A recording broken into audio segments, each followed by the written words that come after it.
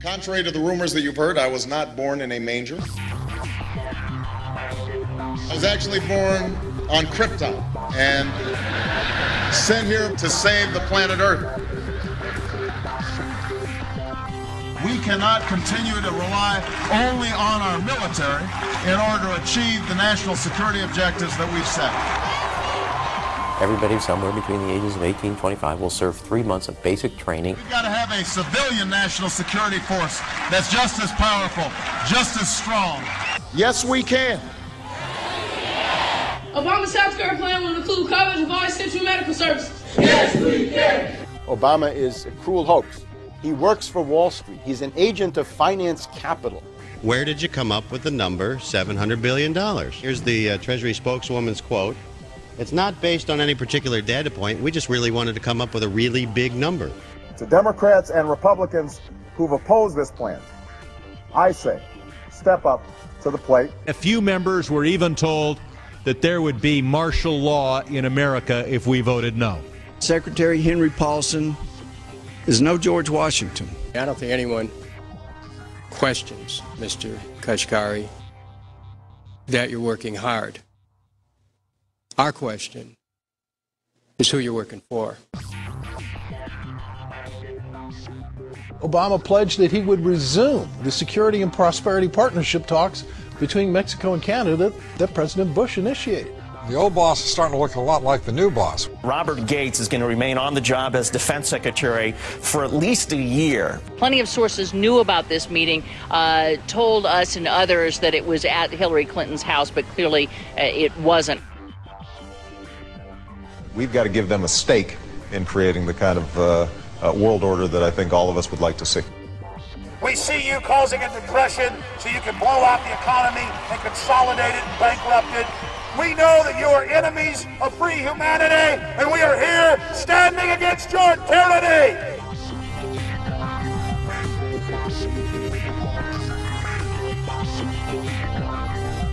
The Obama deception. The truth strikes back.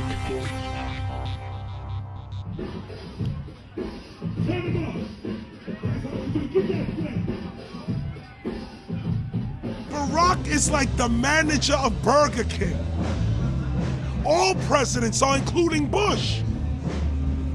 It's like this: when your fries are cold, if your burger is not done right, you go back to Burger King, America, or your government, and you say, my burger's cold, I want new fries.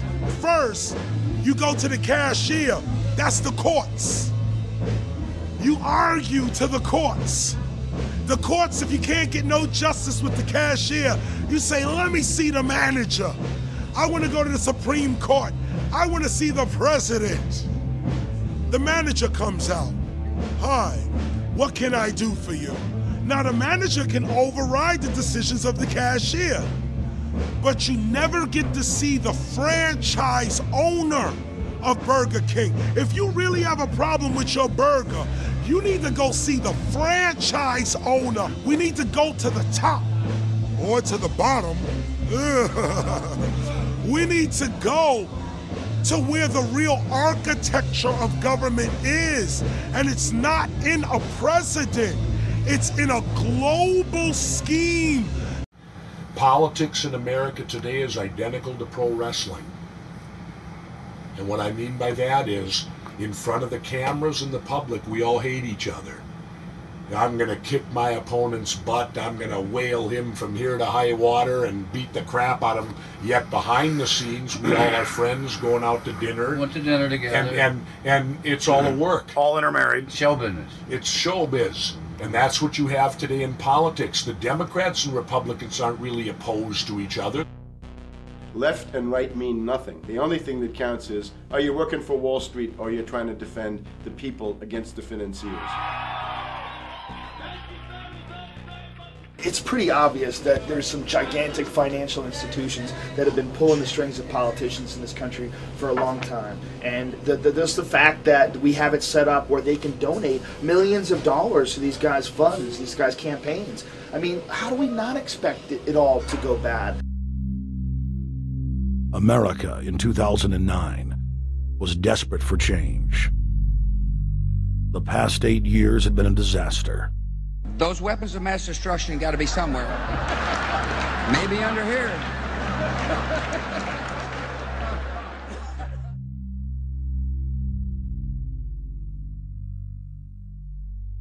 George W. Bush, who had claimed to be a conservative, had tripled the size of the federal government, shredded the Constitution, and destroyed the image of the United States worldwide. Nope, no weapons over there.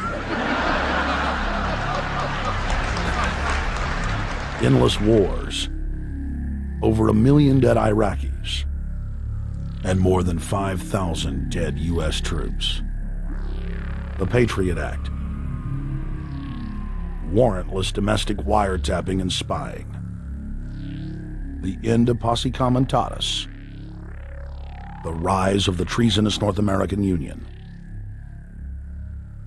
a deepening recession sliding towards total economic collapse. These factors and other abuses had the American people in a state of panic for their future and the very existence of the United States. The elite were in trouble. The people were beginning to see through their facade, past their front man, and to the ruling elite behind the throne. For the first time in U.S. history, both parties were universally hated. Congress had a 9% approval rating. The globalist agenda had stalled. And then, onto the scene came a man who promised change. Change we could all believe in. Barack H. Obama promised to end the war and bring our troops home fast.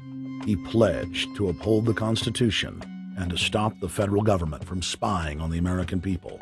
Candidate Obama told American workers that he was going to get them out of NAFTA and GATT, and he's already breaking those promises. In this film, we will prove that Obama says one thing and does another, and that he works for the very same elite interests that Bush served, the very interest engineering the financial collapse and formation of a dictatorial world government. This film is not about left or right. It is nonpartisan. Our past documentary films are among some of the most damning indictments of George W. Bush and his administration that have ever been made. If humanity has any hope of effecting real change for the better, it will not come from the Madison Avenue false reality makers who have cast Barack Obama as the savior of the world. To alter our course from tyranny to liberty, to defeat the corrupt elite, we must get past the puppets and confront the real power structure of the planet. Now we can see a new world coming into view. A world in which there is the very real prospect of a new world order. Webster Griffin Tarpley is an accomplished geopolitical analyst and historian. Among his scholarly works are the unauthorized biographies of George Herbert Walker Bush and Barack Hussein Obama. Since Bush the elder made his speech at the United Nations back in September of 1990 talking about the New World Order, I think I've become confused about what's actually going on in the world. The New World Order is a more palatable name for the Anglo-American world empire. It's the planetary domination of London, New York, Washington over the rest of the world. It's hard to get people to join that or think they have a part in it if you call it the Anglo-American world empire. If you call it the New World Order, then people in India or someplace like that or the European Union might think, well, there's something in that for us too. But that's not what it is. It's the Anglo-American New World Order. It's really the old world order. It's the British Empire morphing into the American Empire. The U.S.-British world empire is what you're going to get. Combines of powerful men have always battled with each other over the levers of power. Gerald Celente is recognized as one of the world's foremost trends forecasters and is the founder of the Trends Research Institute. People that are knowledgeable know that the fight that this country has been waging since its inception is for the central bankers not to take over the country. And that's why people like Andrew Jackson were elected. And that's why people revere people like Thomas Jefferson and others. The takeover's happened, and it's a corporate takeover. Agents of the Bank of England, attempted to assassinate President Andrew Jackson on multiple occasions because of his resistance against a private central bank being set up in the United States. And it was something that Abraham Lincoln warned. And this is, by the way, why I believe he was assassinated. This is the Lincoln quote. "The money powers prey upon the nation in times of peace and conspire against it in times of adversity. It is more despotic than monarchy, more insolent than autocracy, more selfish than bureaucracy. I see in the near future a crisis approaching that unnerves me and causes me to tremble for the safety of my country. Corporations have been enthroned. An era of corruption will follow, and the money power of the country will endeavor to prolong its reign by working upon the prejudices of the people until the wealth is aggregated in a few hands and the republic is destroyed. Wall Street has killed Main Street." So I know how unpopular it is to be seen as helping banks right now, especially when everyone is suffering in part from their bad decisions. I promise you, I get it. Up until about the Kennedy assassination and the beginning of the war in Vietnam, the United States is a very powerful engine for world progress. It's the assassinations, the Kennedy assassination, and the others in the 1960s, the beginning of the Vietnam War, and the beginning of the absolute domination of the Wall Street Group over every other interest. Nobody else counts except the Wall Street money masters. That has now made the United States into no longer a force for progress, but something very different, often a force for destruction in the world. The military-industrial complex has taken over the country along with the Wall Street gang. If you look also at the people that Obama has put on his appointments list, it's all Wall Street. It's government of Wall Street, by Wall Street, and for Wall Street. There's nobody from heavy industry. There's nobody from the auto sector, nobody from Silicon Valley, nobody from big oil, nobody from defense, no labor, no women, no retirees, no small business, nothing. It's pure Wall Street. The only people who have a voice in Obama's councils are Wall Street finance oligarchs. That's all there is. Nobody else counts for anything under Obama. It's the most extreme Wall Street administration we've ever had. Before his death, President Woodrow Wilson apologized to the public, regretting that he had been deceived by a group of international bankers and the country's financial system had fallen into their iron grip via the Federal Reserve Act of 1913. Whether sought or unsought by the military-industrial complex, the potential for the disastrous rise of misplaced power exists and will persist. Dwight D. Eisenhower, he warned the people that the military-industrial complex was taking over the country. Only 3 years after leaving office, President Eisenhower's prophetic warning concerning the threat posed to our system of government by the military-industrial complex came to pass. President John F. Kennedy had enraged the entire elite network. Now, Kennedy was brought in as somebody who was expected to be a puppet. It was thought that his pro-Nazi father, Joseph P. Kennedy, the bootlegger, the speculator, would guarantee that Kennedy would be obedient to the establishment. They thought that Kennedy was a sex maniac who could be manipulated through all of this, but it turned out that through his personal suffering, Kennedy had discovered a personal sense of himself which went beyond just being a puppet, and he began to think about things like economic recovery, world peace, having a space program, making deals with the Soviets, cutting the Federal Reserve down to size, and a whole series of other things. Executive Order number 11110, signed by President Kennedy, began the process of abolishing the private Federal Reserve. Kennedy was also pushing for real civil rights reform and had begun the process of pulling the troops out of Vietnam. The last time you had an actual president was Kennedy. The oligarchs took swift and decisive action. When John Kennedy attempted to take the government back from the robber barons, he was brutally murdered. The message to future U.S. presidents and leaders across the world was clear: do as you're told or die.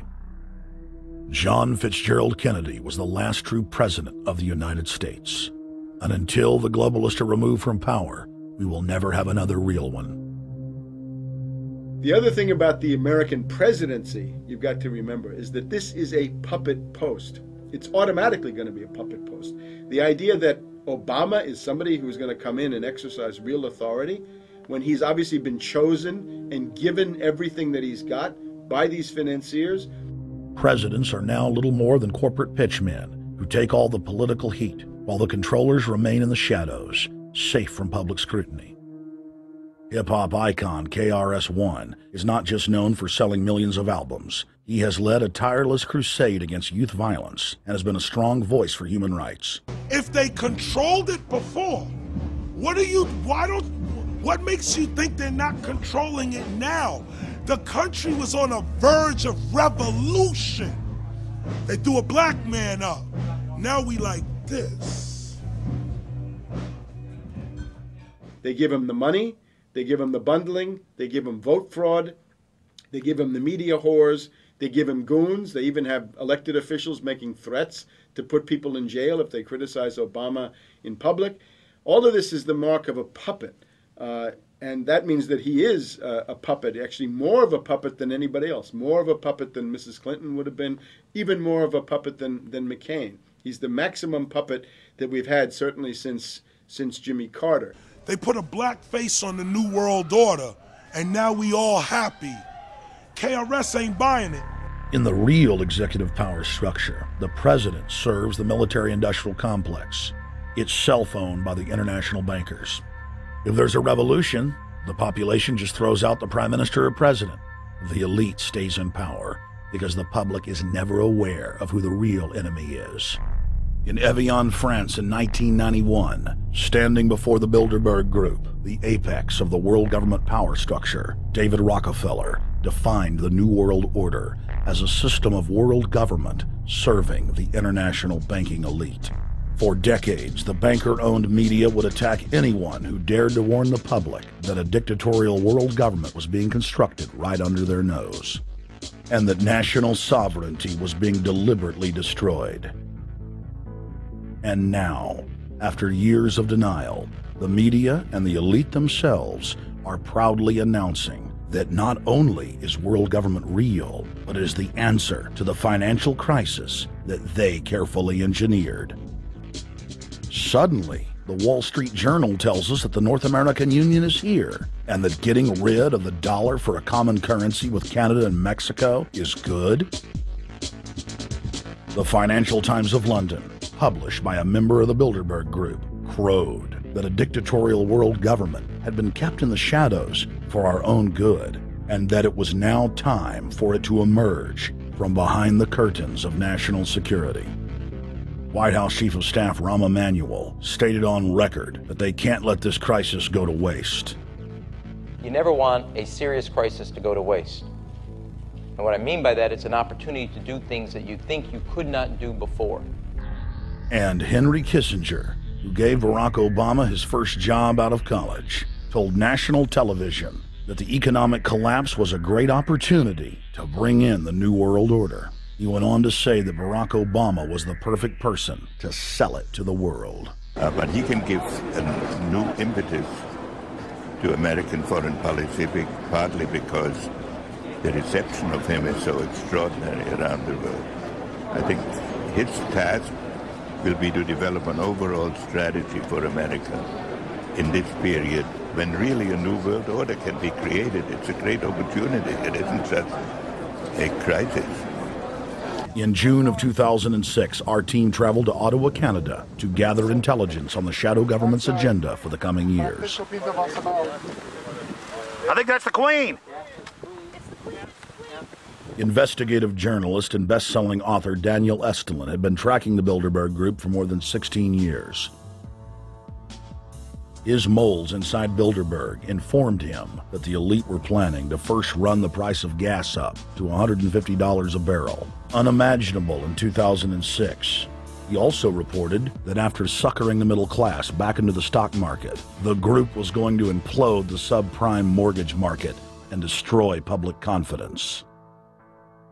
Well, one of the things that we're getting from this morning and this afternoon's conference, this morning conference was about the energy crisis, the price of oil. The afternoon conference, which started about 4 o'clock, 4:30, they were talking about one of the American delegates, I wasn't told who exactly it was talking about the the concern that the American citizens have had with the housing prices going down, so they're not investing that money. So what they needed to do is they needed to create the illusion that everything is going well. So what they're going to do over the next year and a half is to bring the market back up to 1998, 1999 levels.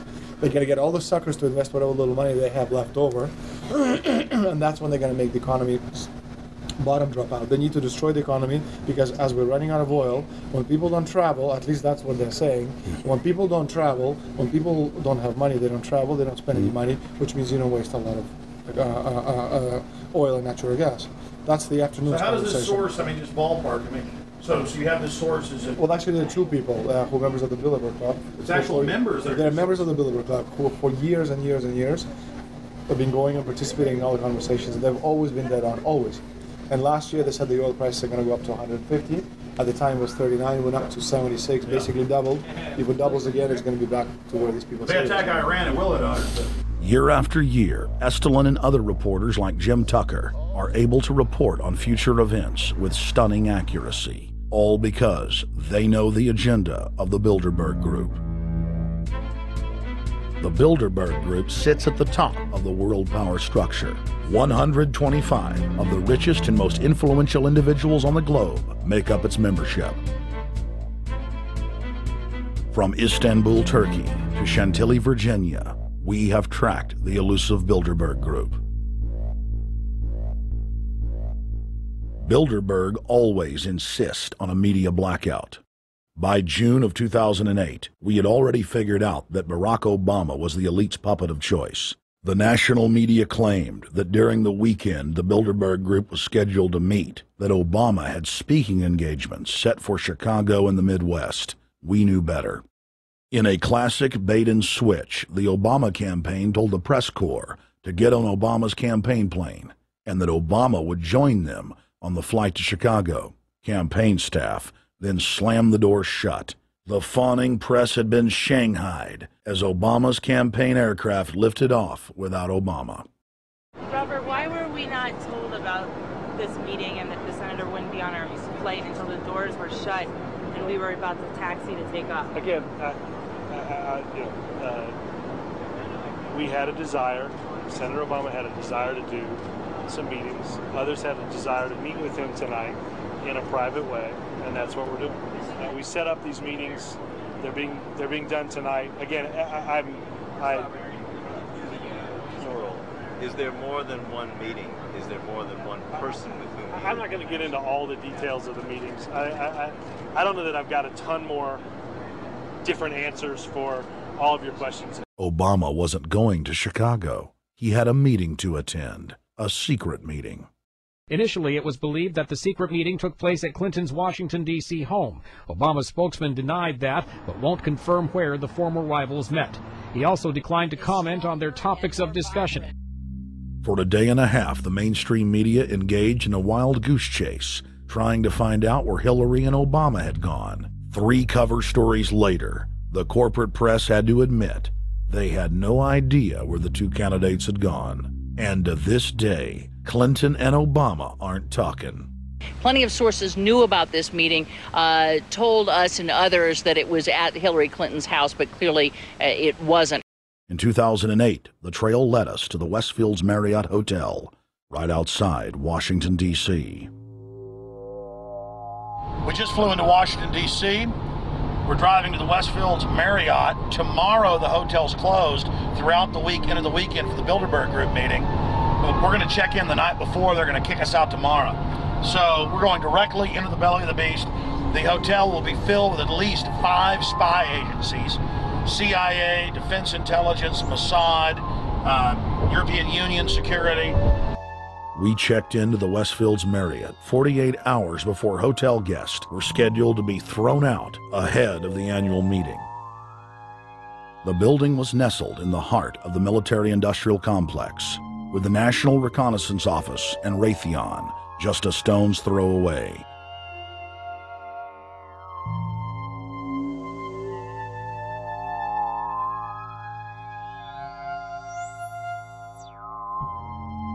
The plan tonight is to try to not get arrested, dodge the security, get in there, get some footage of the elite arriving in the morning, because some arrive before they officially lock it down, and then getting out of the building. That's our plan. I'm also going to be getting a call by a international syndicated radio show, Coast to Coast AM with George Norrie, and all week he's getting briefings from me every night about things as they develop.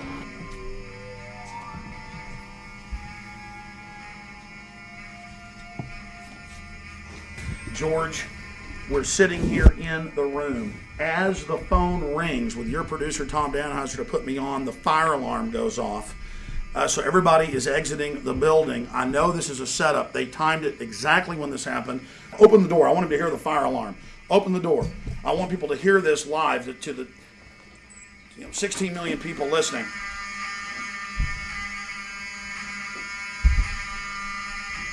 George, do you hear that? Now, they're going to use this as an excuse. The Westfields Marriott, right outside D.C. in Chantilly, they want to use this to flush us out of here. They're very upset. Everybody that covers Bilderberg, I was detained 2 years ago, interrogated, screamed at. They said Bilderberg was upset about me, wanted to stop us. This is guaranteed. Everywhere we go, we're followed. We have another hotel across town as a base of operations. They were there questioning us, getting in our faces. We're being followed everywhere. I need everybody's support right now. I pray to God they don't try to set me up. They may have tried to concoct this as some way to say, look, they didn't leave during a fire drill, assessing me, knowing I would stay and do the interview. But again, the moment the phone rang with Tom Danheiser, the moment the phone rang, the guys answered it, I'm standing there, the alarm goes off. It's going off right now. The guests are exiting the hotel out there. Of course, there's no fire. This is just absolutely insane. I noticed, too, that there was over 100 security people here today, but tonight we got back and it was a total ghost town, and this is what's insane. We have a security guy walk up to us 30 minutes ago, about 25 minutes ago, before this happened, and said, "What are you guys doing?" We said, "We're just walking around checking out the artwork in the hotel," which we actually were admiring, but we were also going around getting some footage. And they said, "Well, no cameras allowed." We said, "Fine." And then he said, "Yeah, we had somebody do a fire alarm a few weeks ago, and me and Rob, my camera guy, were on, why is he telling us about a fire alarm?" I forgot that part, George. These bastards have done this. I don't know how. They're planning to try to set us up or something, but this is incredible. We are here in the middle of this right now, George.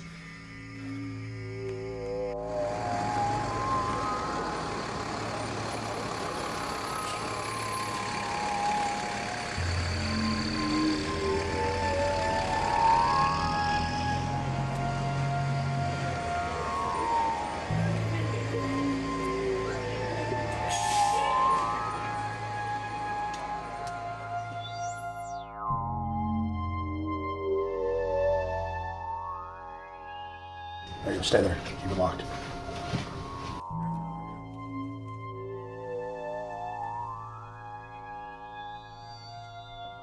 Let's go. Let's get out of here now, Richard. Don't screw around anymore. We got out of here on exactly the right time. Is this the way out? Yeah.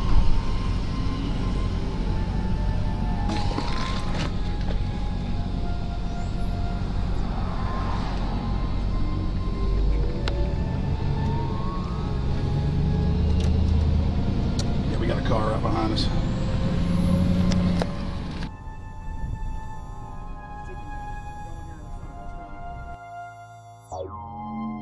We made about, what, 5 turns and 6 turns, the same car's following us. Now he looks like he's following us into a... He came out of Bilderberg, he came out of the Westfield. He's being a little bit subtle, but... Not too. There he is. That's him over there in the blue green car. Yeah.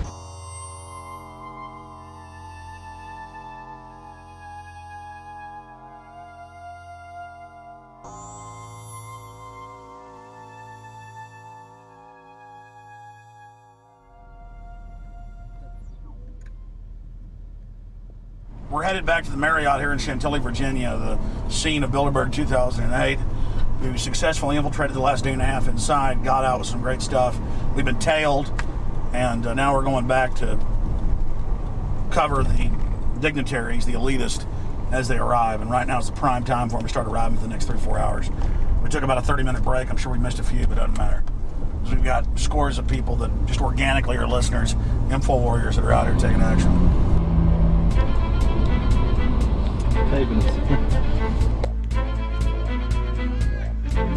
Yeah!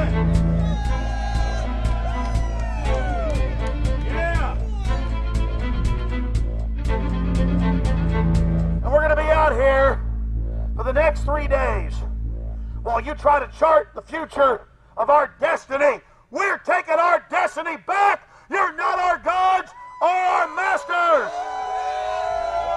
We witnessed at least 7 convoys of armed Secret Service entering the Westfield's Marriott, and internal sources confirmed that both candidates did attend at least one meeting inside the conference.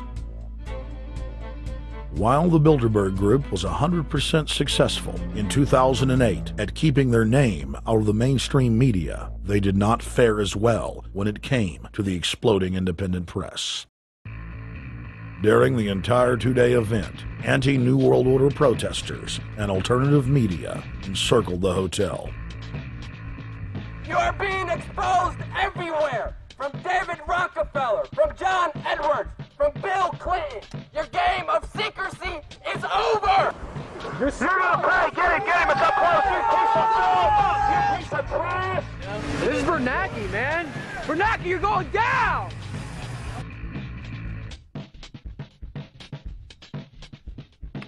Obama, we know you're here, Obama.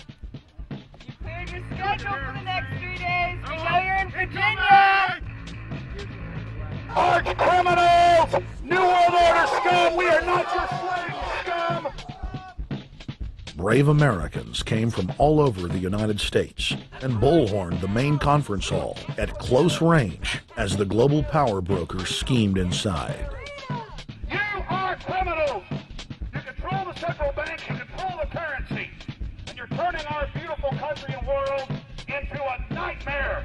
The global elite are desperate to keep their organizational meetings a secret. They are keenly aware that if the population discovers that policy is being developed covertly by powerful special interest, the people will revolt. It is our duty to expose these criminals. It's a criminal act under federal law for federal officials to have private meetings to discuss world policy with non-federal workers. So everybody from the State Department, Treasury Department, White House, Defense Department, and others who show up, as they always do, they're committing a criminal act simply by being here to attend a secret meeting with officials from other countries to discuss U.S. policy in the world. So literally it's a criminal act. And every newspaper, every broadcaster has a patriotic duty to expose these scum and the evil they project. The election primaries served as a great diversion, while the true future course of the nation was being set behind closed doors.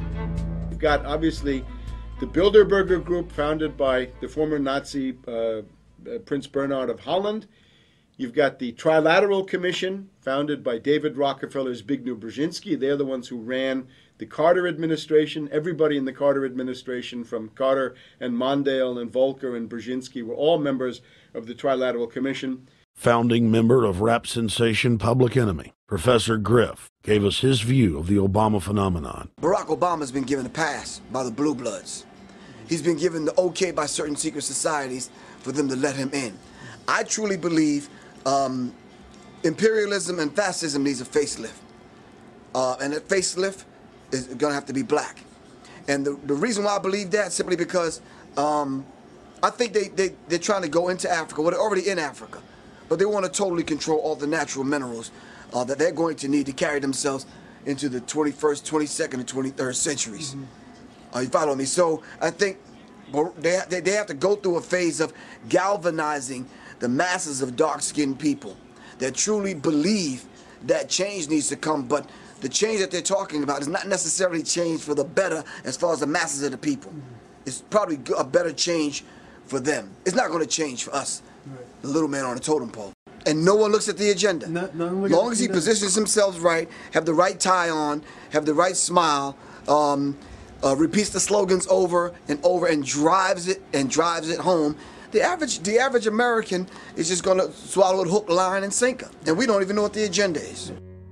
Writing in his 1964 book, With No Apologies, Senator Barry Goldwater said, The Trilateral Commission is intended to be the vehicle for multinational consolidation of the commercial and banking interest by seizing control of the political government of the United States. The Trilateral Commission represents a skillful, coordinated effort to seize control and consolidate the four centers of power: political, monetary, intellectual, and ecclesiastical. What the Trilateral Commission intends is to create a worldwide economic power superior to the political governments of the nation-states involved. As managers and creators of the system, they will rule the future. Bilderberg issues executive decisions and prime directives to its subdirectorates for implementation. The Trilateral Commission takes the Bilderberg Group agenda and executes it through regional roundtable groups throughout Europe, Asia, and the Americas. The Council on Foreign Relations serves as the managing roundtable group in the United States sector. The Council on Foreign Relations has dominated every administration since the days of FDR. The way in which they make policy and rule is that they are a polycentric oligarchical system. You have to be a finance oligarch. Remember, this is not a society ruled by generals, not by priests, not by bureaucrats, not by demagogues, none of those, but by bankers. Bankers rule, and the bankers set up these institutions. They set up things modeled on the Royal Institute for International Affairs, Chatham House, and the Milner Round Table of the period right after the Boer War, so even before World War I. You had the British setting up these round tables, institutes with publications and conferences, and this is how they make policy. Upon Obama's inauguration, members of the Bilderberg Group, Trilateral Commission, and CFR flooded into every position of power in the executive branch, replacing Trilateral Commission and CFR members who previously filled the positions during the Bush administration. When you look at the U.S. ruling class, you'd have to say that they're a really pathetic bunch of failures and bunglers. They are a miserable excuse for a ruling class. And that's one of the big problems we have, is you go from Clinton to Bush to Obama. What stays the same is the ruling elite that gives these puppets the orders that they act on. And these orders are wrong-headed, let's say, to say the least. They're basically bankrupt. They're going to lead to the collapse of this civilization. What they're doing is using the existence of the United States as a formerly powerful nation state to act out their Wall Street fantasies of world domination and maintaining their capital structures and maintaining their system of looting. And this can't be done. So the basic question is, they've hijacked our country and you got to take it back from them. You've got to drive Wall Street out of the government, and at that point you'd have a reasonable chance of getting back to prosperity and some kind of peace and order in international affairs. We had a chance to speak with economist and author George Humphrey. They have created a power elite, and we're not talking about the millionaire down the street. You can't even be a member of their club unless you're a multi-billionaire. And friends, this is not about rich versus poor. This is about a very, very small handful of the worst criminal element on this planet, manipulating and destroying the good people of this nation and of this world. About this Obama with change. Look at the people he's put in to mastermind the economic recovery. Larry Summers. I love it. Every time they talk about Larry Summers, he's always brilliant. He's another brilliant one. He's the one that helped dismantle the Glass-Steagall Act, the banking act that was put in place in the 1930s, so the banks couldn't become the banksters that they become. In the 1990s, you had the beginning of the derivatives bubble, thanks to people like Alan Greenspan, Rubin, Summers, a lot of the people who are now back in the Obama administration. And the derivatives, I think, are the centerpiece of this entire problem today. These are the same people, Geithner from the Treasury Department. Could you imagine that? Now we have the U.S. Treasury Secretary, who also is a Robert Rubin protege of the Larry Summers Group, that dismantled Glass-Steagall and broke apart the regulations that would have prohibited the banks and brokerages from becoming these criminals. He was the former president of the New York Federal Reserve, And now he's our Treasury Secretary? And as we all know, the Federal Reserve is as federal as Federal Express. It's a private bank. And now we've put this guy in charge of it? I mean, Wall Street has hijacked Washington in broad daylight. Every single one of his appointments support the status quo.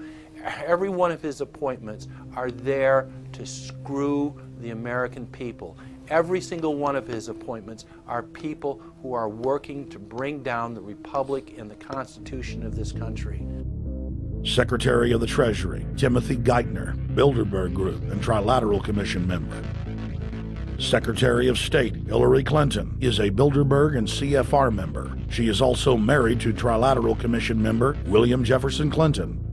Ambassador to the United Nations, Susan Rice, Trilateral Commission.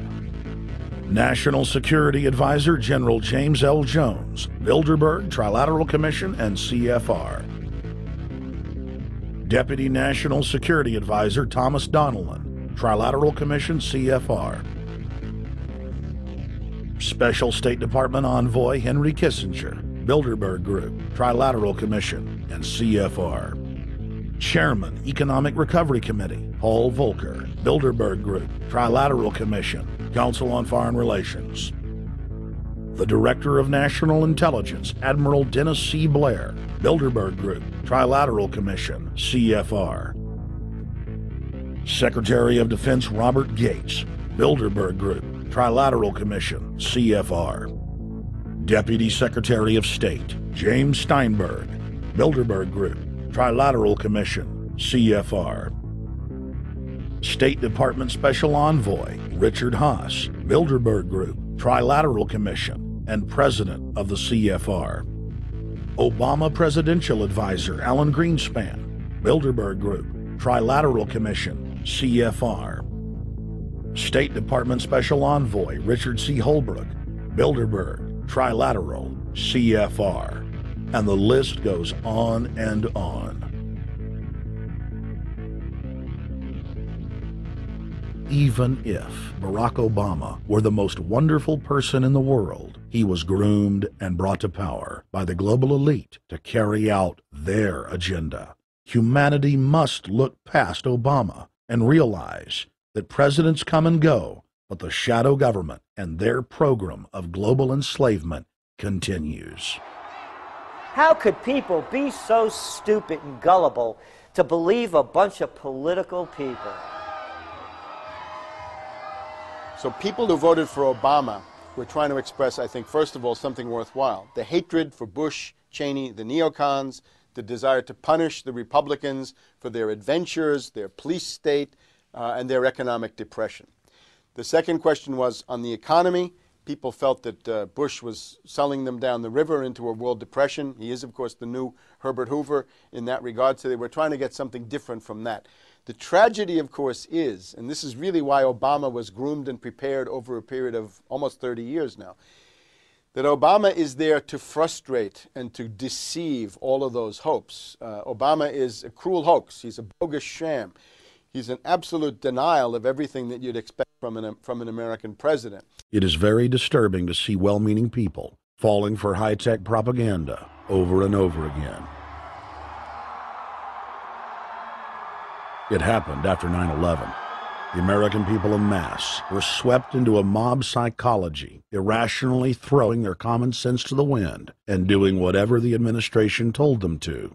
The general public eventually caught on to the fact that George W. Bush was a deceitful thug and that the economy was in freefall.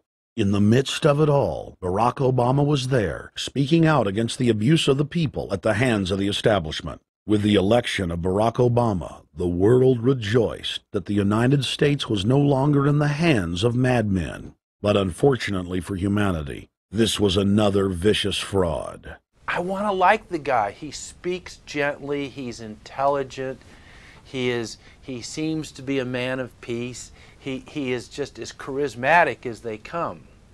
But you know what? Is that a tree is really, really measured by the quality of its fruit. And when you kind of put away all the flowery words, when you put away all the rhetoric, when you put away all the rock and roll music, What he does is what's important for the people of this country, starting with the truth. Obama is notoriously a liar. He promised that he would get out of Iraq, I think within 16 months at some point. We had Samantha Power telling the Scotsman that he wouldn't be bound by those promises, and sure enough, he's now not going to be bound by those promises. Obama pledged in hundreds of speeches and interviews that within 6 months of being elected, he was going to bring our troops home from Iraq. But after he was inaugurated, the story changed. Now he said that they would look at bringing some of the troops home in 16 months. 2 weeks later, his story had changed again. Now the administration would look at bringing the troops home in 23 months. Well, Obama's already fudging. He's fudged since day one in this election, where he first said we're getting out. Well, now it's a timetable, and now it's da-da-da, because they're getting to him. They're understanding that, and he ain't going to be able to get him out because people more powerful than him got us in. When he first ran, remember, he was going to take the troops out. I get in there, troops come home. Day one. There is no military solution in Iraq, and there never was. I will begin to remove our troops from Iraq immediately. And then that went to 16 months. And now he's going to add, they're saying, another 30,000 or more troops to Afghanistan. Next, he sent 30,000 more Marines to Afghanistan, doubling the total number of forces in the crosshairs. Barack then announced that he was going to move missile systems into Eastern Europe to encircle Russia. But after all, what should we expect after he kept Bush's Secretary of Defense Robert Gates? The outcome of this policy is if you're constantly meddling near the Russian borders with these fascist creeps, IMF, NATO agents like Yushchenko of Ukraine, or Saakashvili or Georgia, or these Kaczynski twins in Poland, or various collections of people in Latvia, Lithuania, Estonia, you're tied to these gangsters, and if they decide to start a war, that rapidly escalates into thermonuclear World War III. This is worse than the neocons. Bush and Cheney never got as far as Brzezinski, Soros, and the other people running Obama. Barack Obama swore that he would vote to repeal the Patriot Act, but then he voted for its reauthorization. Obama decried the Bush administration's illegal warrantless wiretapping of the American people. Then he voted to legalize it. Obama pledged that he would filibuster any attempt to give retroactive immunity to the telephone companies, the telecom companies, except he then turned around and voted for that bill. Most people don't know, for example, that he voted to reinstate the Patriot Act and more government wiretapping. Candidate Obama told desperate factory workers in speech after speech that he was going to renegotiate NAFTA and GATT to make it more fair for American workers. It is absolutely true that NAFTA was a mistake. But then his campaign was caught sending out memos to top corporate leaders, telling them not to worry and that it was just campaign rhetoric. We had Obama saying, you know, I'm against free trade. I don't like NAFTA and all those free trade sellouts. We had Austin Goolsbee going to the Canadian diplomats and saying, don't mind him. He's just popping off. That's just election era rhetoric. Doesn't mean anything. Presidential candidate Barack Obama was publicly criticizing the North American Free Trade Agreement in a bid for votes, but privately telling Canadian officials not to worry about it. He said that he was going to bring us peace in the Middle East. He said that he was going to bring us transparency and a balanced economy. He said that he was going to not have lobbyists. He said he was going to clean up government. He said he was going to work for the environment. And point by point by point, within the first month of his inauguration, he has lied and deceived and cheated the American people. The people of the United States and the world were filled with hope that Obama was the real deal when in his first week in office he signed an executive order supposedly closing Guantanamo Bay and other secret prisons. Then the press actually had a chance to read the executive order and were shocked to find that the executive order only said that Obama was thinking about closing Guantanamo in a year. But worst of all, the executive order continued the practice of rendition which the LA Times called secret abductions. They don't know. They think that he's signed off immediately on closing Guantanamo, but he's allowing prisoners now to be taken to foreign countries and not knowing where they're sending them and to be tortured in foreign countries. They don't know that they kept that provision in there. Obama is now continuing the practice of secret arrest, secret prisons, and most importantly, indefinite detention without trial.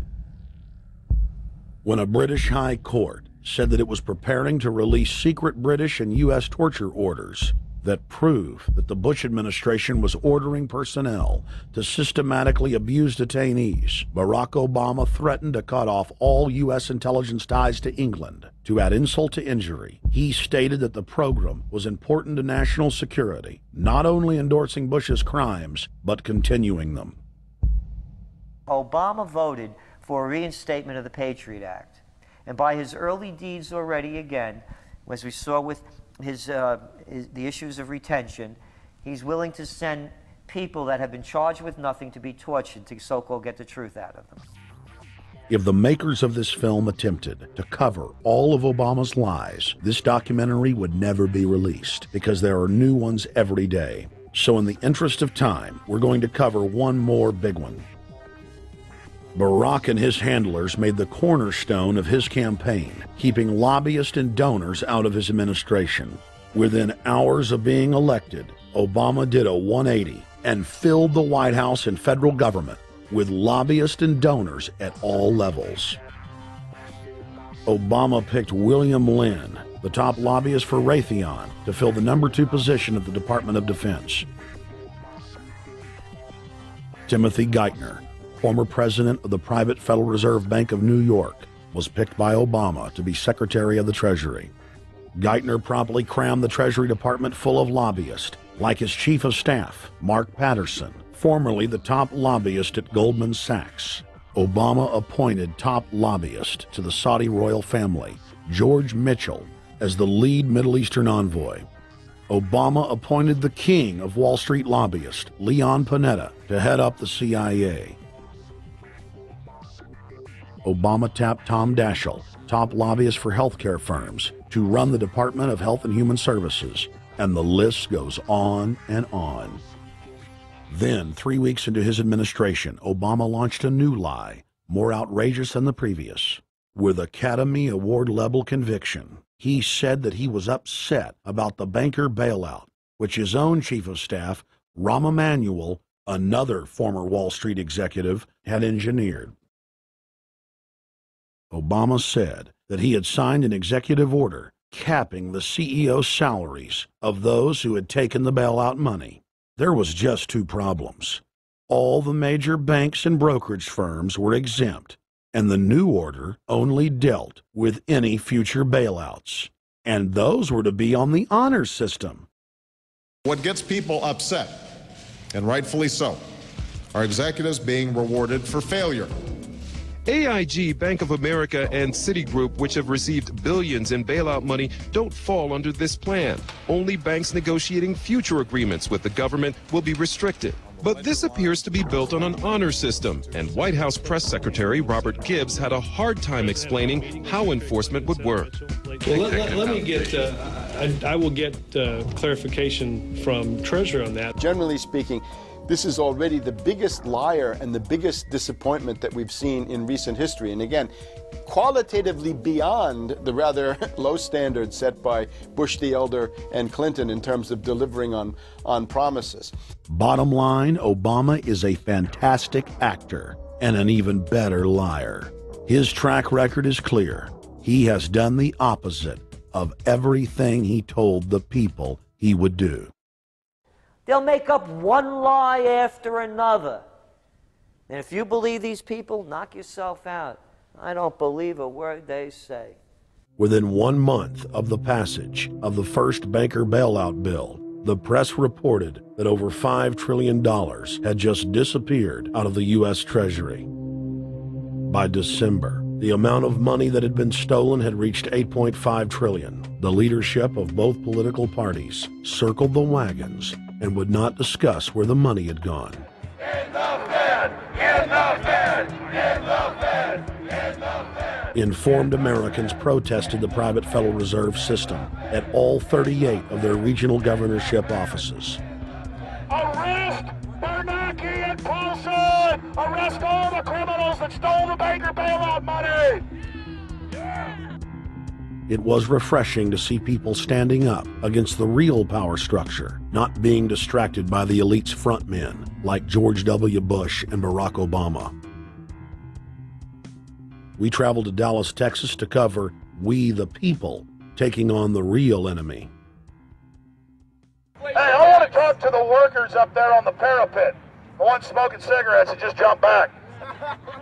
You're with the American people, we know that. But understand, ask the workers inside. You're not in a federal government building. You're in a private Federal Reserve that uses that name as a fraud.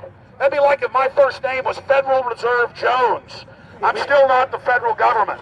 I'm not a federal agency. But if I said my name was Federal Reserve, I could go out and pay off politicians and get them to allow me to get into power so I could issue the currency and credit, and then I could buy up the world. That's what these criminals have done. A lot of people think that the Federal Reserve is already part of the government. They're not. It's controlled by cliques of unelected, unaccountable bankers meeting in secret. Most of these people have never even been through the formality of a Senate hearing or a Senate confirmation. They claim that they're part of the U.S. government. They masquerade as if they were part of the U.S. government. But in reality, this is a purely private operation. Jackals, hyenas, raptors, all of them loyal, not to the American people, but to the Wall Street banks, which is where most of them come from. Everyone is pointing to Barack right now, President Obama, as saying, you got to get the economy together. You got to get the economy together. When in fact, the president has very little to do with the economy. It's the Federal Reserve chairman that at least sets the policy. That's a privately owned company, the Federal Reserve Bank. They set the agenda. These guys are masquerading as a federal institution. They are a private banking consortium, and this is their front, their holding company. The Federal Reserve is not federal. It's a front for a private banking cartel. That's on record in congressional testimony, and they're the ones orchestrating the economic collapse we're seeing right now, so that's why we're here. While at the End the Fed rally outside the Federal Reserve Bank in Dallas, Texas, we spoke with Ron Paul's brother, Wayne Paul. 1913, the Federal Reserve Act was passed, floor of the House, where 3 members of Congress were on the floor. At that time, they only needed a majority of votes to pass it. So in 1913, the Federal Reserve Act was passed. 20 years later, 1933, under Roosevelt, the United States was declared bankrupt. And in 1933, the Federal Reserve private bank says, okay, USA, what are you going to pledge as collateral on the debt you owe me? What happened by 1936? Does anybody know? We instituted Social Security system, and you and I and our children and our children's children were pledged as collateral on the debt of our government to the Federal Reserve. And that's where we're at today. It took 20 years to make this country bankrupt, and since then, our government has operated under emergency powers of our government. It is not the president that makes the decision in this country. It's the Secretary of Treasury who turns around and is put in there by the Federal Reserve to manage the bankruptcy. We've been in bankruptcy ever since. So to print $700 billion and to give it away, how do they get away with it? The manager of the bankruptcy is told by the Federal Reserve this is the way to go. That's where we're at today. Yes, we should point out, Congressman Ron Paul now has a huge amount of sponsors for a bill in the House of Representatives to abolish the private Federal Reserve crime syndicate. In 1913, the money power of the country was taken away from the people. By constitutional privilege, it belongs with the Congress, but it was given up in the Federal Reserve Act. The Federal Reserve is no more federal than Federal Express, but yet it has the power to determine the direction of use of money in our economy. If we could take that power back and put the Federal Reserve under Treasury, we start to be in a position of being able to control monetary policy on behalf of the United States people. The Federal Reserve is totally private, and Alan Greenspan 2 weeks ago on PBS on Lair NewsHour said on record that they are above the law, the Congress, the President, everyone. No court can do anything. We run America. What is the proper relationship, what should be the proper relationship between a chairman of the Fed and a president of the United States? Well, first of all, the Federal Reserve is an independent agency, and that means basically that there is no other agency of government which can overrule actions that we take.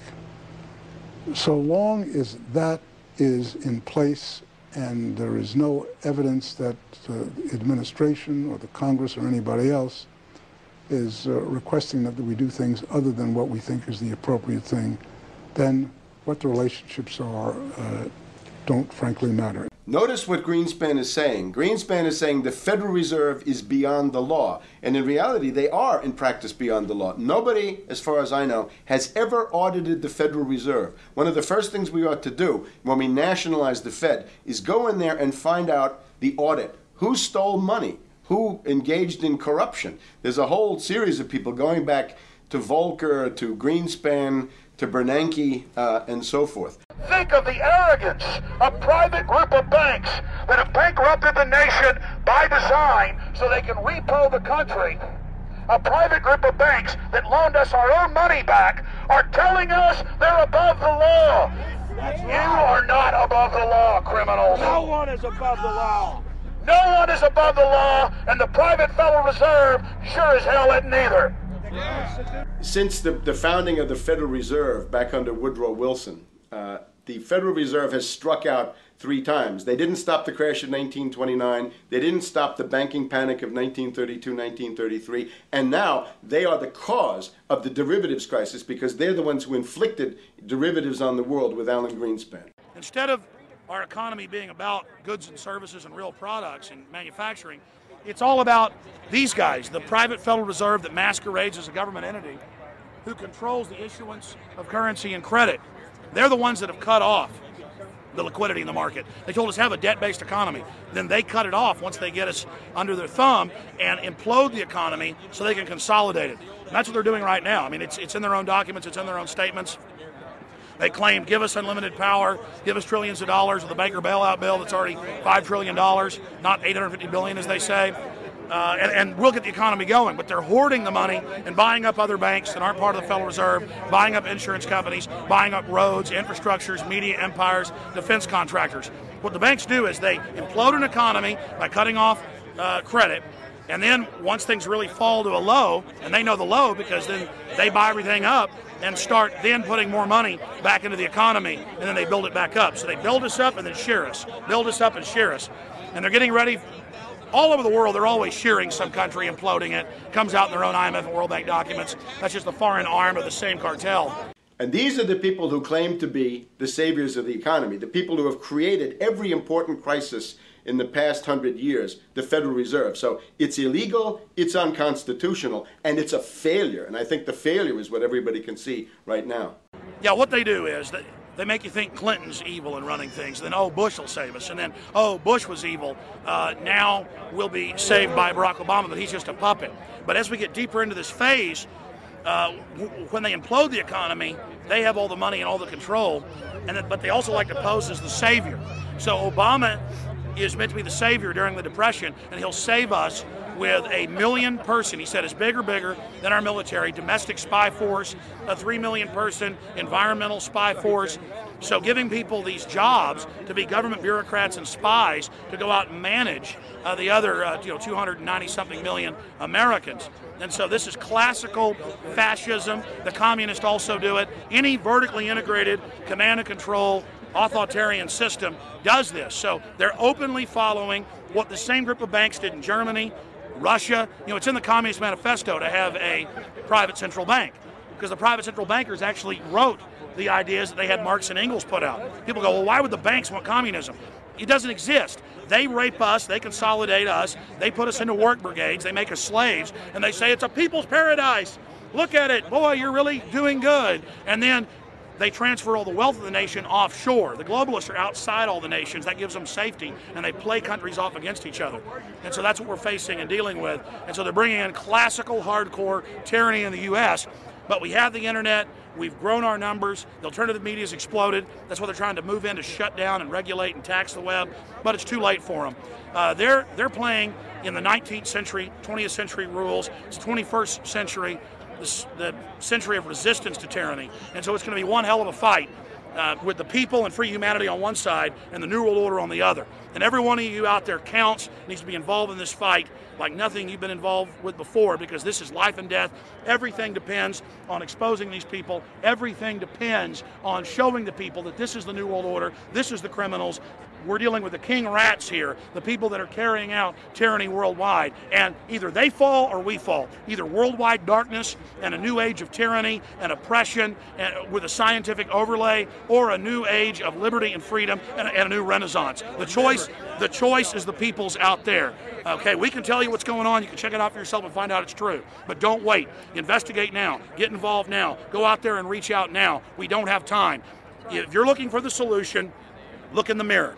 Look right into the mirror, because you out there, men, women, old, young, black, white, doesn't matter. It's going to be up to you if they win or if liberty succeeds and the people have a chance of having any future. These are cold-blooded eugenicists. These are cold-blooded people who think they're God, think that they're our masters, that think that we're animals. These are the guys that funded Lenin and Stalin and Hitler and Mao. These are the guys, it's all on record, that bankroll this stuff. They are hardcore vicious, and they must be resisted.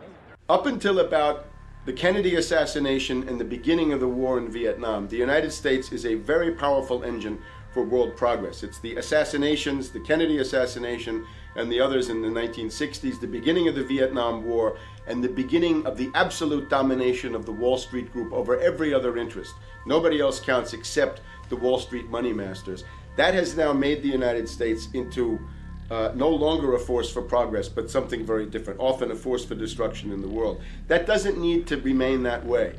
The interest of the American people is to fight to take your government back from Wall Street and make the United States a force for progress in the world, which we easily could do if we could just break the power of the people behind Obama. The main banks of Europe, which were started by Adam Weishaupt and Rothschild, the Banque Nationale de Paris, the Bank of England, the Bank of Italy, have all financed the messianic and war leaders of the last 200 years.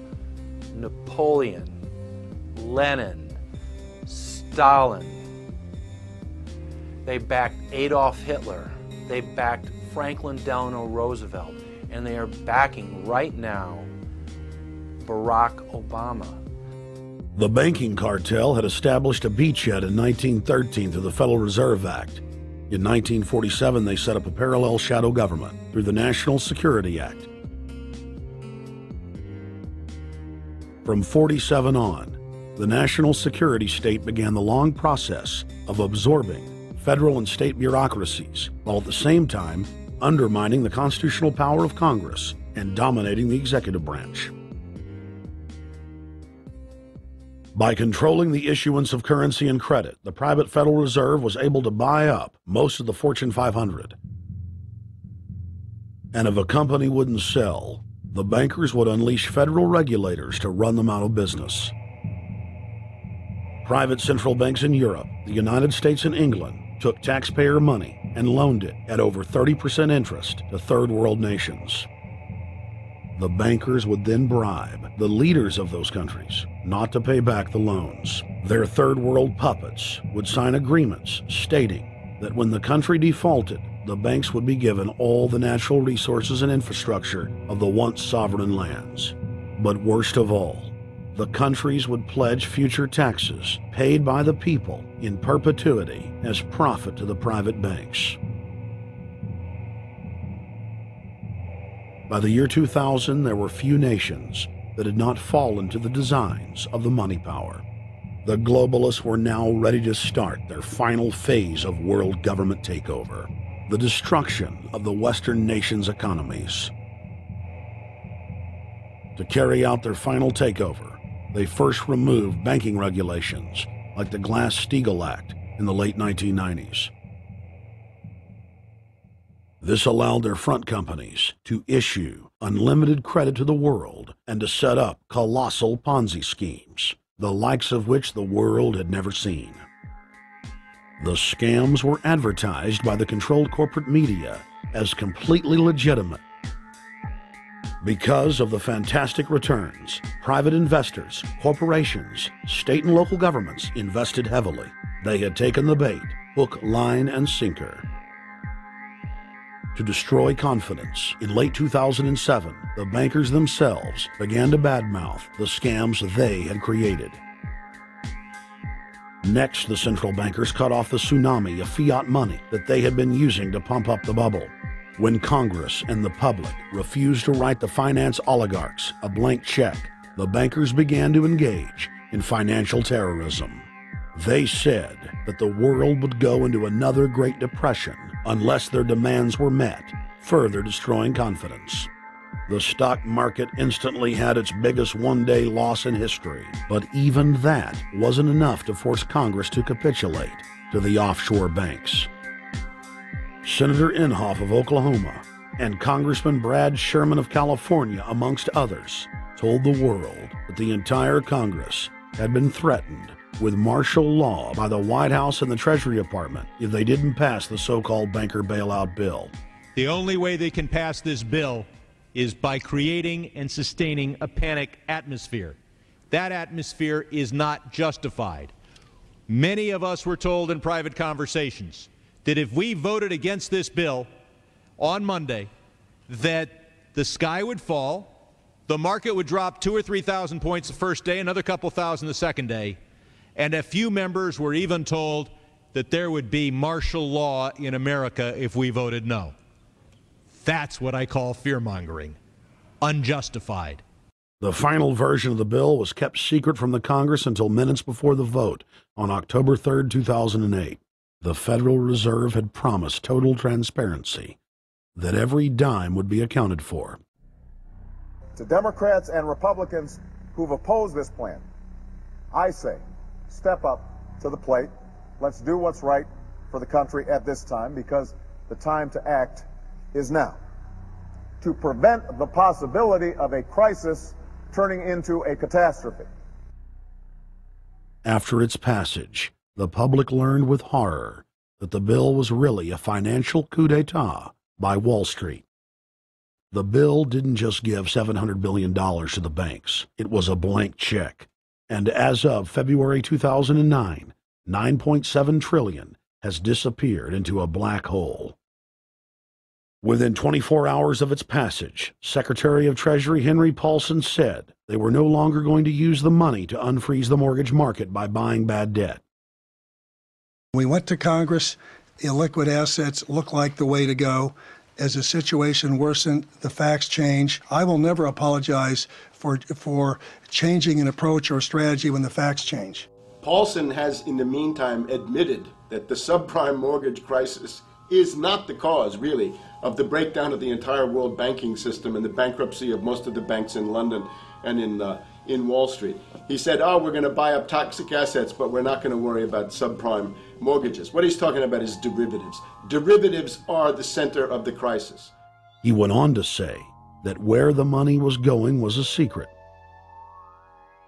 I believe that banking institutions are more dangerous to our liberties than standing armies. If the American people ever allow private banks to control the issuance of their currency, first by inflation, then by deflation, the banks and corporations that will grow up around the banks will deprive the people of all property until their children wake up homeless on the continent their fathers conquered. The issuing power should be taken from the banks and restored to the people, to whom it properly belongs. Thomas Jefferson, 3rd President of the United States.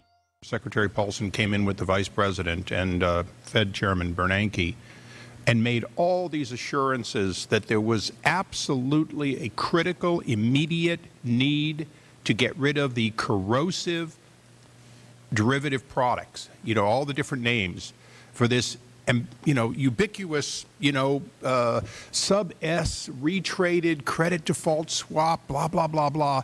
Okay? But they talked about them as though they knew what the hell they were. You got the money and you immediately said, what items, what auction? Now, the Treasury just basically cut that out of the bill. And what we have here is a situation where banks are hoarding the money that they're getting from the TARP. They're using the money to purchase other banks. And all of a sudden, the Treasury sent a signal to the banks, forget about it. We're going to give you the money that you want, and you do what you want with it. Unless you direct it specifically, it's not going to happen. I don't think anyone questions, Mr. Kashkari, that you're working hard. Our question is who you're working for. Throughout its passage, President Bush and Senator Obama worked in tandem to get Congress to pass the bill without even having time to read it, despite the fact that in major polls, 98% of the American people were against the bill. The leadership in both parties were for it. And I really want to commend Barack Obama, because as we were involved in the this and that and different provisions of the bill to persuade people, he really gave them confidence that this was the right decision for the American people, even though it wasn't, in our view, a great bill for them to vote on. I want to take a particular moment to also thank an individual who's not here, and that is Barack Obama, who made numerous calls not only to all of us, but to members of our caucus, and helped us gather the votes on the Democratic side to pass this legislation. Bankheads then bragged to the press that they were hoarding the bailout money and using it to buy up smaller, healthy banks and insurance companies. Their plan was working like a charm. Next, the central bankers loaned the federal government back $787 billion of our own money at interest for President Obama's so-called stimulus package. And just like the banker bailout, Congress was given less than an hour to read the 1,070-page plus stimulus bill. Barack Obama, who had pledged on the campaign trail to wait 5 days before a bill could be voted on so that the Congress and the people could have a chance to read it, said that the stimulus was too important and it had to be passed before anybody could see it or read it, or the crisis would turn into a catastrophe. Doing little or nothing at all will result in even greater deficits, even greater job loss, even greater loss of income, and even greater loss of confidence. Those are deficits that could turn a crisis into a catastrophe, and I refuse to let that happen. After its Friday passage, in gangster fashion, President Barack Obama took a 4-day vacation and said that there was no rush to sign it. The spending bill was really a takeover bill, designed to further federalize the states and to pay off rich donors that had donated to both parties. As the world slid deeper into depression, the bankers celebrated the fire sale that they had created. I believe the phrase burdens of the office is overstated. Yeah, it's kind of like, why me? Oh, the burdens, Why did the financial collapse have to happen on my watch? It's just pathetic, isn't it? Self-pity. And I don't believe President-elect Obama will be full of self-pity. With their access to unlimited fiat capital, they could now buy up sectors of the world economy not already controlled by them. For over a century, the Anglo-American establishment had worked to bring the world system to this point. Artificially engineered global bankruptcy.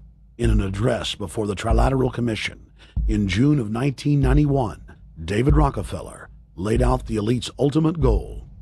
The supranational sovereignty of an intellectual elite and world bankers is surely preferable to the national autodetermination practiced in the last centuries.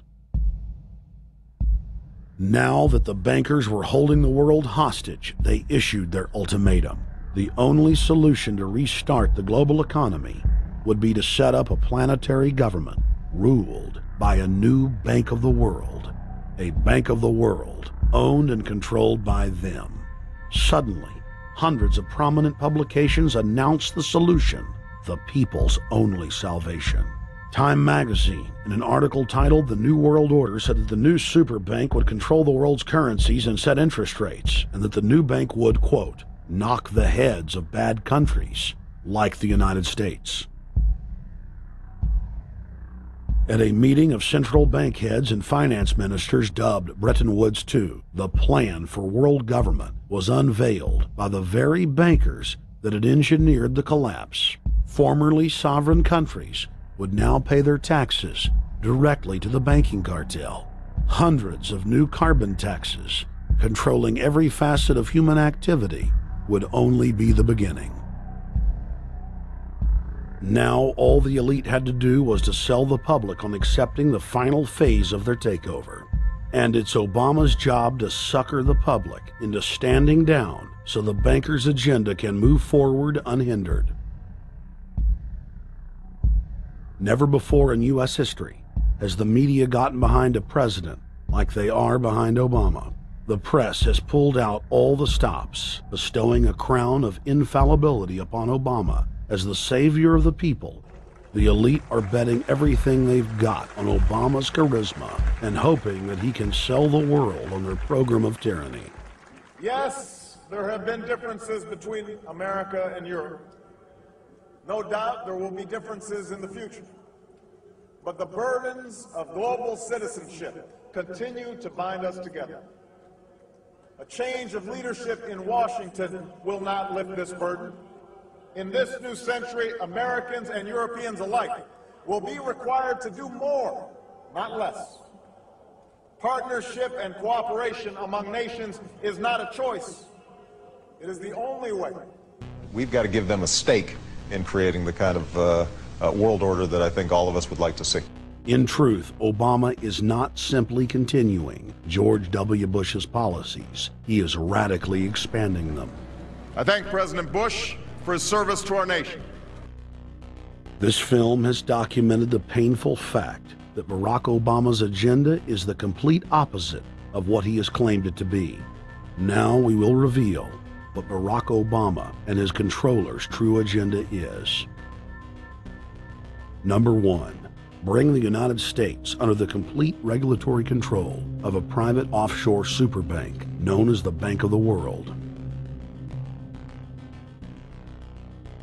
More than 100 new taxes are now being developed under the umbrella of curbing greenhouse gases. The new taxes will be paid directly to the private bank consortium. At the producer level, taxes will be paid on farm animals' flatulence. At the consumer level, there will be carbon taxes on all forms of meat, beef, poultry, pork, and fish.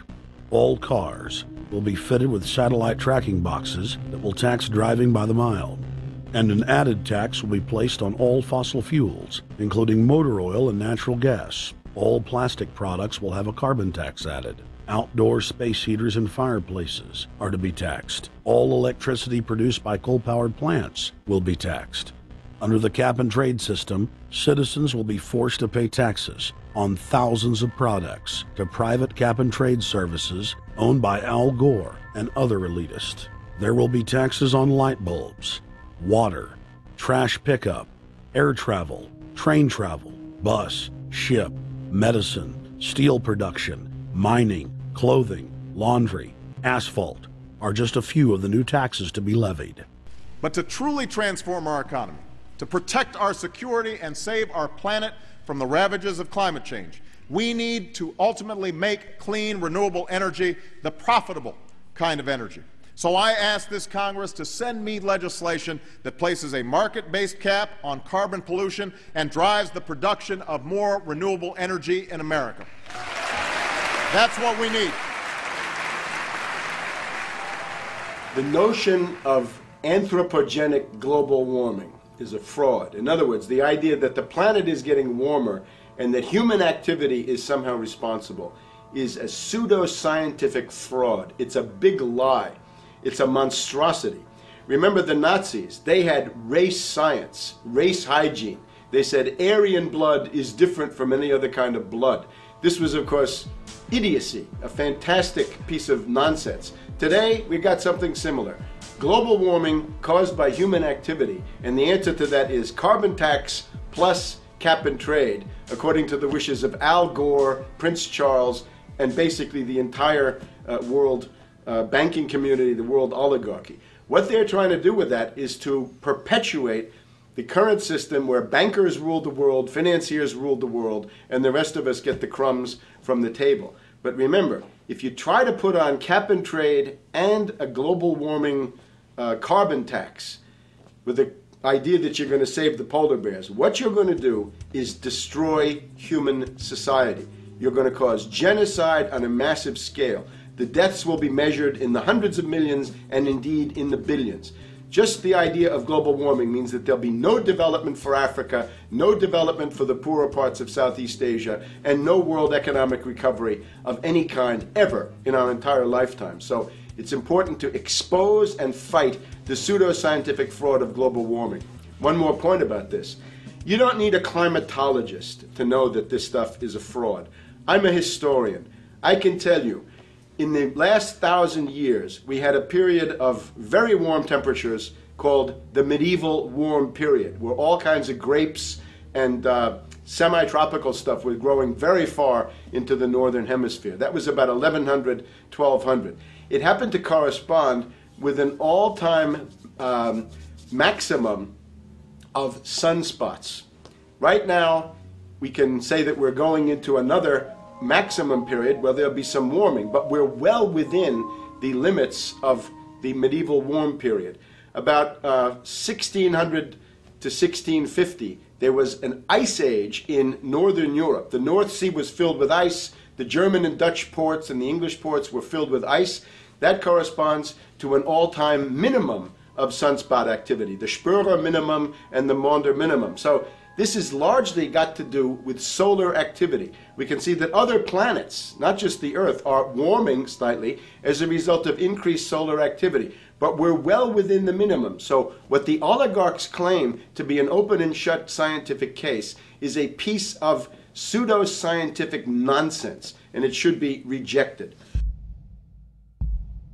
Number 2, the social engineers are fully aware that the Obama craze will wear off quickly, so they are racing to put in place the most oppressive police state control grid in human history. 20,000 battle-hardened regular Army troops are now being deployed to patrol the streets of the United States. FEMA is now building giant camps in every region of the country, and the Congress has introduced bills like the National Emergency Centers Act, H.R. 645, which merges local governments and the police under federal control. And as we all know that have watched these things, they're ready for the riots. With these detention centers that are being opened up around the country, with state police training for riot control in the event of economic calamity and food riots, they know what's going on and they're prepared for it. So people better also prepare for it themselves. Anyone that's not prepared for what's going to happen, they deserve what they get, because there's enough information out there pointing to the problems, and they should take all precautionary actions. Next, Obama ordered the Defense Department to issue DoD Directive 1404.10, establishing a 1 million person civilian army under his control. Simultaneously, Obama launched USAService.org.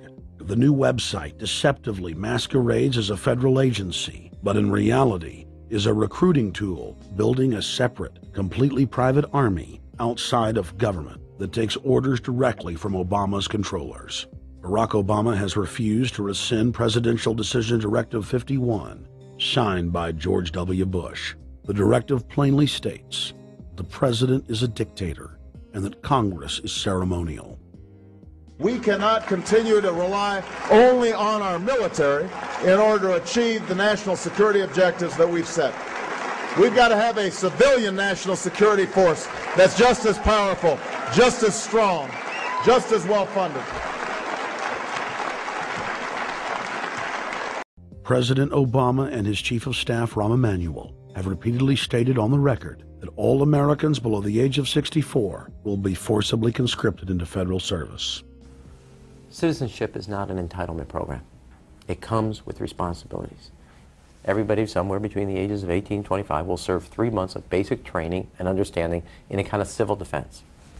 Now, it doesn't always have to be service in uniform. One of the things that if you talk to our generals, they are desperate for is a civilian counterpart to our military forces. So is this compulsory then? Well, you have to, in a sense, it's required of everybody, 18 to 25, 3 months. And at some point at that point, you do it. Obviously, I'm not going to say perfect legislation. We'll work that process through. Or you could do it during a college summer, or you could do it after high school.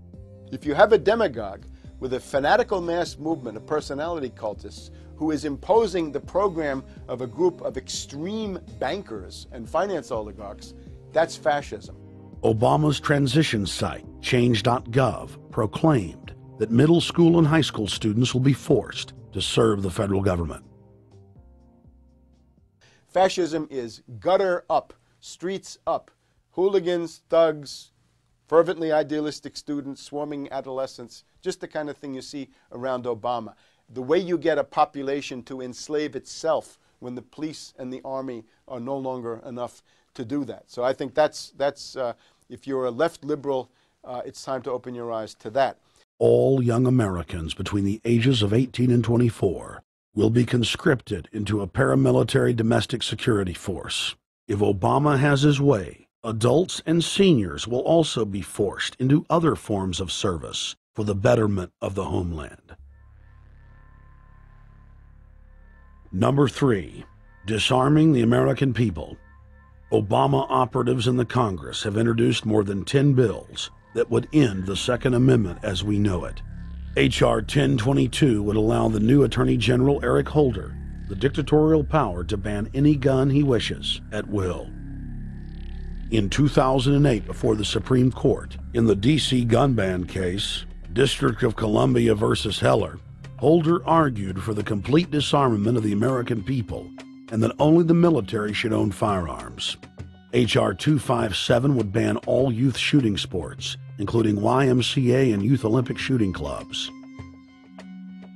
H.R. 45 would force all gun owners to undergo federal psychological screening, registration, and testing to keep their firearms. White House Chief of Staff Rahm Emanuel has proposed the extrajudicial banning of any American on the fraudulent no-fly list from owning any firearm. That is, if you are on the no-fly list because you are known as maybe a possible terrorist, you cannot buy a handgun in America. Over 25,000 Americans are added each month to the no-fly list, which numbers over 1 million people who have not been charged or convicted of any crime. It's a case of mistaken identity for a 5-year-old boy from Normandy Park. He had trouble boarding a plane because someone with his same name is wanted by the federal government. King 5's Mimi Jung is live at SeaTac Airport to explain. Mimi. Lori, it's hard to believe that a 5-year-old could be considered a threat, but that's exactly what happened here at SeaTac last week when Matthew Gardner showed up for a flight to LAX. As 5-year-olds go, Matthew Gardner is about as harmless as you can get. But when he and his mom checked in for their flight at SeaTac last week, Matthew was considered the criminal. If you're on that no-fly list, your access to the right to bear arms is canceled because you're not part of the American family. You don't deserve that right. There is no right for you if you're on that terrorist list. And even though this Matthew Gardner is only in kindergarten, TSA workers still conducted a full-blown search. They searched all of our belongings. They took everything apart piece by piece.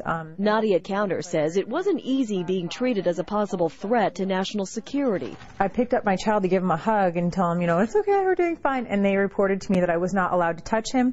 He was a security risk, and they had to re-search me to make sure that I had not obtained any materials from him. Number 4, massive restrictions on the First Amendment guarantee of free speech.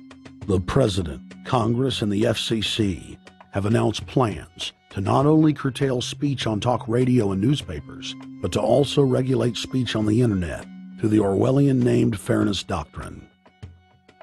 The Obama machine is also pressuring Congress to pass draconian hate speech laws that will eviscerate the First Amendment. Number 5, they plan to further federalize health care so that the government can dictate what kind of care citizens receive. Modeled after the British system, this includes rationing care and restricting what procedures the handicapped and elderly are eligible for. Number 6, Obama is already pushing to expand the Department of Defense budget and to station more U.S. troops overseas to encircle Russia, China, Iran, as well as setting up bases in Africa under the pretext of humanitarian aid, and dominate and occupy Africa through AFRICOM. So we're taking your phone call, seeing what you think of Barack H. Obama. Is he a Judas goat? Is he a front man? Is he a betrayer? Let's go to Anthony in Georgia. Anthony, what's your take on Barack Obama? They put the face of Barack Obama as part of their public relations because it's like in the old folk tales about vampires. A vampire cannot force his way into somebody's house. It's against some kind of metaphysical law. So the vampire has to persuade the resident of the household to open the door and invite him in. So they're going to look at the peephole at Barack Obama, which looks like them and appears to be on their side. They're going to say, okay, here's my ally. Let me open the door and let me let this person in. And then Barack Obama is just, of course, a front man for the American empire, where he's going to have the entire U.S. Navy, the entire U.S. Army, and the entire U.S. Marines under AFRICOM command. And, of course, he's going to turn it into a new Iraq, and he's going to turn it into a new Afghanistan. Everything, every operation that you see going on in Iraq and Afghanistan is going to propagate to the poor countries of Africa. And well, sir, I agree with you. Sir, I agree with you. They're looking to the people. They see a handsome, smiling African face. You know, he's all, hey, I'm from Kenya. And then it's a total bait and switch. But it's the same thing here in the United States where they would get sellout Native American chiefs to sell out their people. This is the oldest trick in the book. And he can also pacify the most downtrodden minority groups in the United States. And he's saying, hey, get ready for sacrifice. Get ready to lose your standard of living. They're like, yay, I love Obama. They could never get away with this with a John McCain. Obama basically does a couple of things. One is, again, this idea, kick the Chinese out of Africa, kick them out of Sudan where they get oil, kick them out of Zimbabwe where they get raw materials, start a civil war in Congo, another big source of raw materials.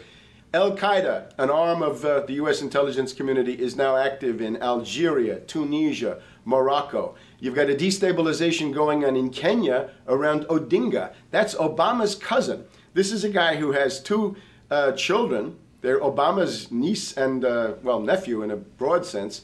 And one of them is named Raul, and the other one is named Winnie, after Winnie Mandela, who did the necklacing and political assassinations in South Africa. So this Odinga is essentially a CIA destabilizing operation in Kenya, and he's got a Odinga Islamic Alliance to crush the Christians in Kenya, but this also reaches into Ethiopia, it reaches into Uganda, Congo, Tanzania, and a whole bunch of other countries in that region. So all of Africa is a battlefield in flames between the U.S. and the Chinese, with Obama leading the charge to kick the Chinese out for geopolitical reasons. Number 7, radically expand federal control over family farms and ranches through the Animal ID and Premises ID system. Number 8, accelerate the merger of the United States with Canada and Mexico under the Security and Prosperity Partnership. He is also accelerating the transfer of remaining federal authority to unelected quasi-governmental bodies like the World Trade Organization. Number 9, Obama must convincingly play the part of the president and convince the people of the United States that the buck actually stops with him.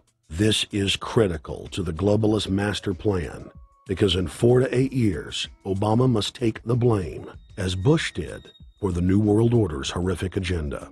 At that point, the elite will put a new puppet in the ceremonial seat of power and build him up as the savior, only to tear them down again. And so the process is repeated over and over. For their program to work, It is essential that the people not learn that the presidency is now nothing more than theater, because if they did, the people would stop looking at the pawns and start looking for the king. Through this system of deceit, the elite's criminal agenda can continue forever because the people waste all of their political energy debating the media spectacle instead of investigating the globalist agenda. Number 10. It's Obama's job to sell the public on globalist policies that aren't in the people's best interest, but the overlords have many salesmen. His most important function is to protect the criminal oligarchs from prosecution while they loot the economy worldwide, start new wars, and engage in torture. They're called Generation O, and they were the key to Barack Obama's White House win. During the campaign, Barack Obama used the internet like no other candidate before him, harnessing the energy of millions of his supporters. But the question now is, what to do with this young, eager, energetic army? This gives Barack Obama and his administration contact information for so many people, so next time he needs to push his legislation, he can contact all these people. Kennedy-esque. I feel as though this was like when John F. Kennedy was elected. Shouting, smiles, and tears. It was the scope of Obama's victory that was most impressive.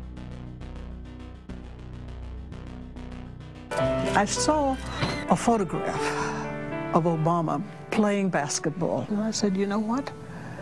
I see him as a leader, and that's the world that's in his hands.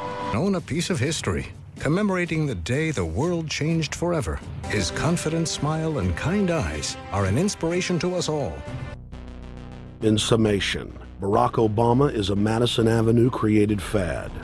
All of the crazed Obama worship, being pushed by the corporate media, is scientifically designed to capture the public in a net of peer pressure mass euphoria. If the New World Order can just distract the public for a few more years, the elite can finish constructing their police state control grid. Now, a lot of times, we don't want to know the issue. Right. We don't want to know the issue. We feel, what do you call this thing where you get this false sense of gratification, but because a black man is in office, everything's going to be all right. No, everything's not going to be all right. Yeah. Until you look into the agenda on what the Democratic Party has been about, is about, and will be about, regardless if Barack Obama is the president or not. And that's real. Barack Obama is the perfect Trojan horse. He makes the people feel like they finally have a place at the table, even as he betrays them. I won't have to worry about paying my mortgage. Oh, it's such a blessing to see you, Mr. President. Thank you for taking time out of your day. Never in my life would think that this would ever happen. Sadly, many Obama supporters can't see what's right in front of their faces because they've already invested their very identity in this artificially created cult movement. Throughout history, it has happened over and over again. People turn their intellect over to cult of personality mass movements, and it's happening again. The evidence presented in this film is documented fact, and those that ignore what history has taught us do so at the peril of us all. As frightening as the information in this film is, there are many things we can do to stop the globalist agenda dead in its tracks. First, we expose the cult of Obama for what it is, a sad hoax. Next, realize that we are all being propagandized 24/7. Investigate all information for yourself, be it political parties, the media, or this film. Be aware of the tricks that the elite use, like the staging of false flag terror attacks and other crises. Rediscover the Constitution and Bill of Rights. Promote a culture of true liberty. There is a reason the internationalists are attempting to destroy the sovereignty of all 50 states. They know it is one of the biggest threats to their domination. The federal government has been completely hijacked by foreign interest, and more than 25 states have recognized this fact and are moving to block the New World Order at the state level by declaring their 10th Amendment powers. But most important of all, there is a huge awakening taking place in the United States and across the world against the globalist agenda. Free people everywhere are joining together and saying no to corruption and tyranny and no to world government. This is the center of endurance, and endurance is what wins wars. Not how many people you kill, but how long can you endure? George Washington lost almost every battle he had, but he endured. He out-endured the British, and that's how the battle was won, endurance. And each and every one of you watching this, every single one of you, is just as important as the people who were our founding fathers, as that you are just as important as the Sons of Liberty who met in the 1770s to philosophize about freedom, to philosophize about a republic, to philosophize about a truly free country with a republic. There's 1 billion people on the planet. It only takes one to change it. Are you the one? There may be everybody in your classroom bugging out. Your whole school may be on fire with kids wild and bringing guns but are you the one? Nature has a way of abundance. Nature puts out a lot of stuff looking for the one. So if you're going to go along with the trend of let's just kill each other, let's disrespect each other, then you're part of nature's plan as well, to be part of just the excess. But if you think more of yourself than just being the excess, you'll do more for yourself. Are you the one? Everybody's not gonna make it, but you have an opportunity to save yourself. Well, we don't have to look back thousands or even hundreds of years to see how dangerous this present day situation is. We can look back to Bolshevik Russia. We can see the takeover by the Bolsheviks talking about the people's revolution, talking about the positive change. And Lenin came in and then Stalin. The fact is that over 40 million Russians between 1925 and 1940, good Russians, people who were Christians, people who had their own businesses, people who were educated, they were exterminated because they had their own business, because they were educated, because they believed in God's law.